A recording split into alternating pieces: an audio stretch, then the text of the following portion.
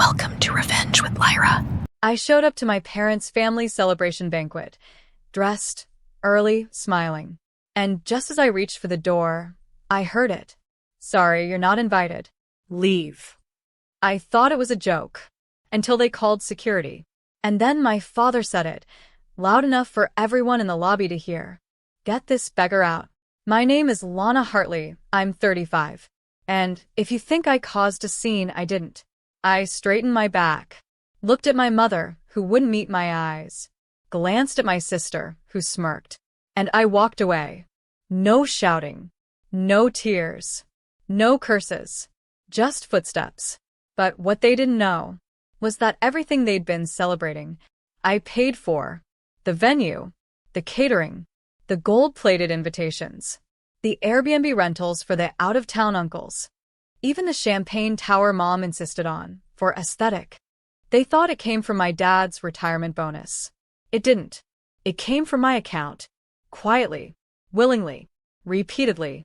Until that moment, I got in my car, took a breath, opened my banking app, and started canceling. $7,200. Banquet catering, reversed. $12,000. Honeymoon flights for my sister, revoked. $4,800. Spa weekend for Mom and her book club, gone. $52,000. Ongoing payments on the beach condo they claimed as Dad's legacy, all under my LLC. Frozen. Effective immediately. Total damage, $76,000.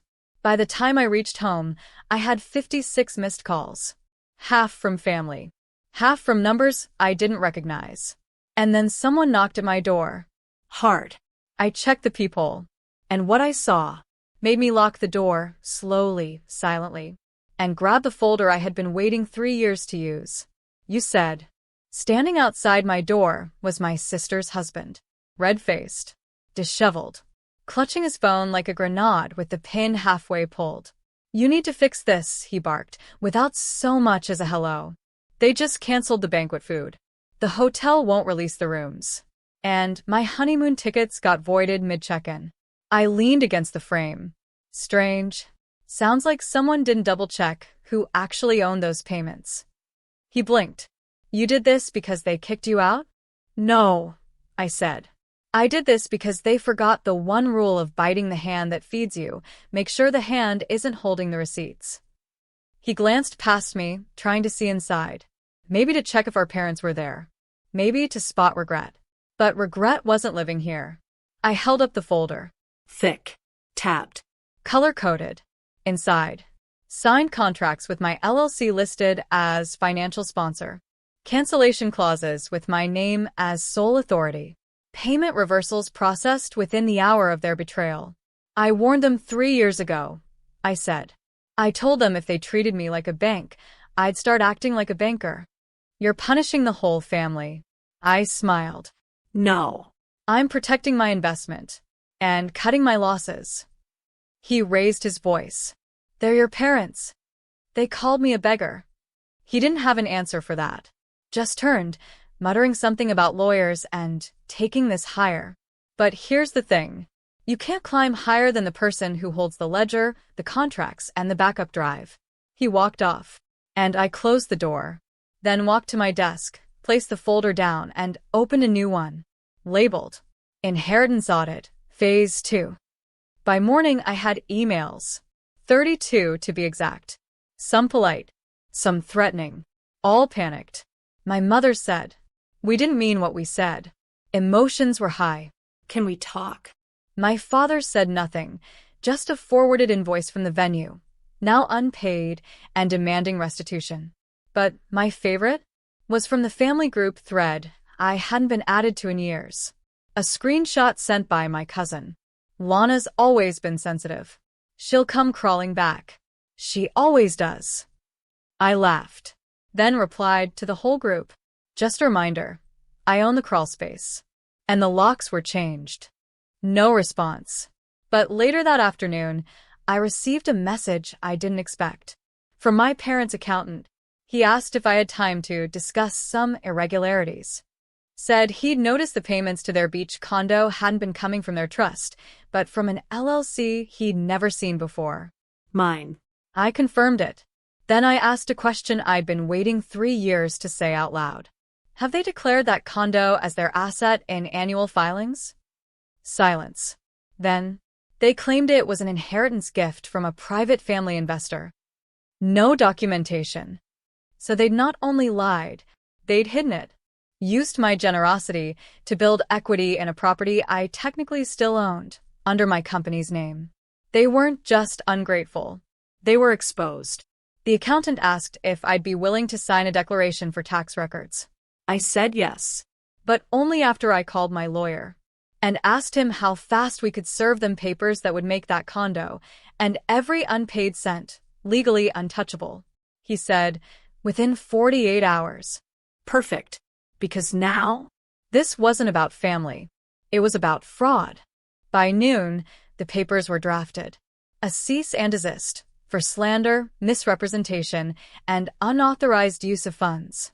And a property reassignment filing, removing any verbal claim my parents had over the beach condo.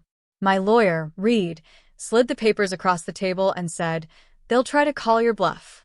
I smiled. They already did. That banquet was the bluff. The process server confirmed delivery an hour later. And just like that, the family celebration turned into a financial reckoning. That night, I got a voicemail from Mom. Tearful. Rambling. "You're destroying us." Over what? A misunderstanding? You always do this. Always so dramatic. Yes. Dramatic.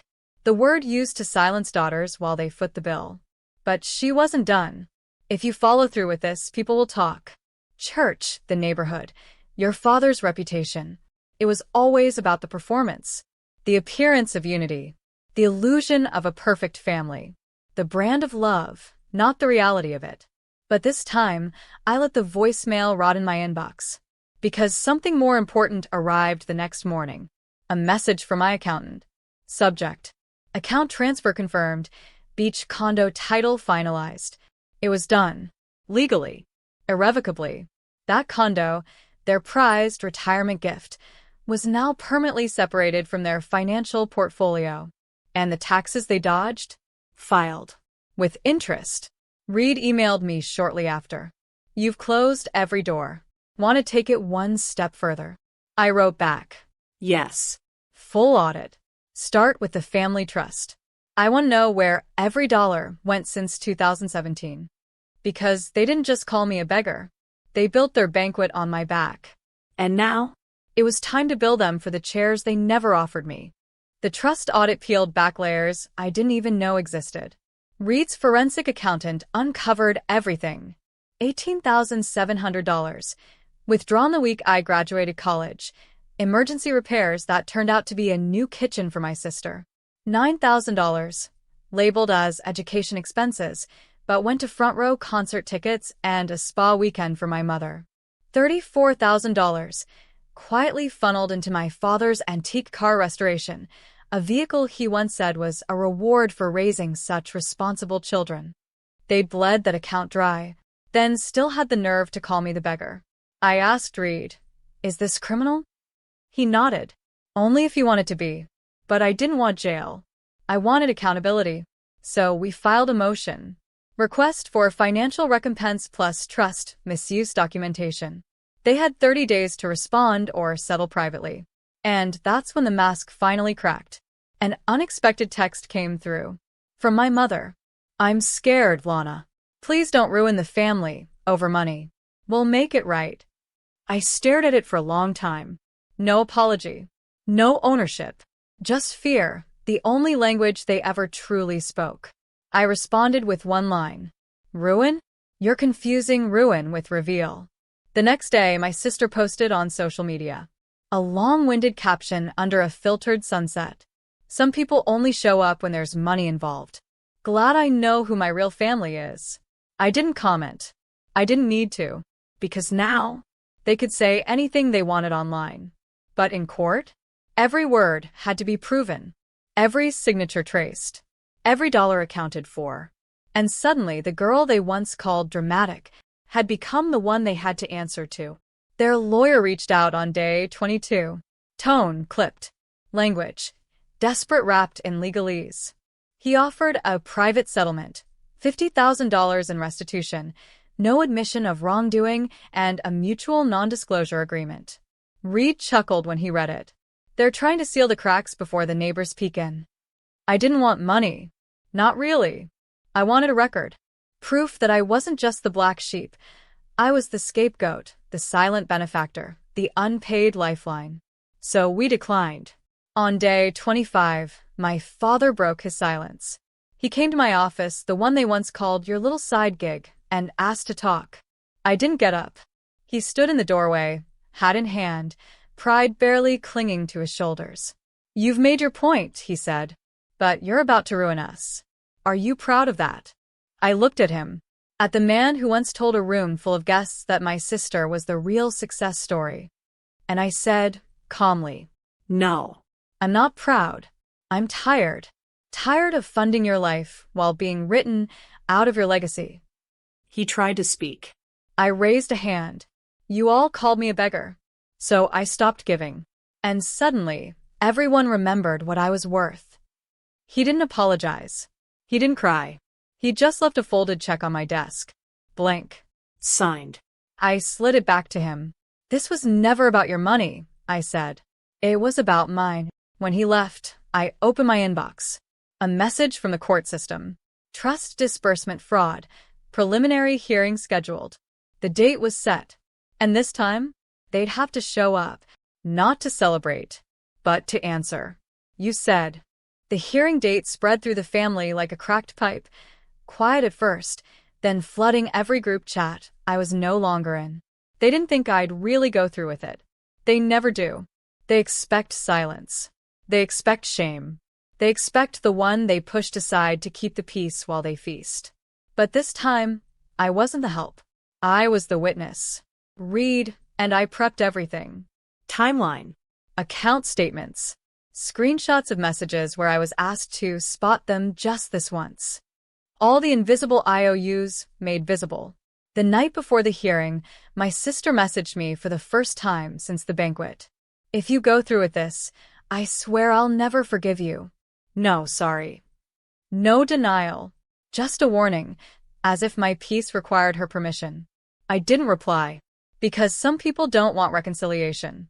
They want reinstatement of the version of you who stayed quiet. The courtroom was sterile.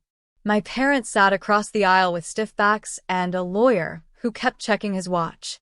The judge asked simple questions. Reed answered them with math.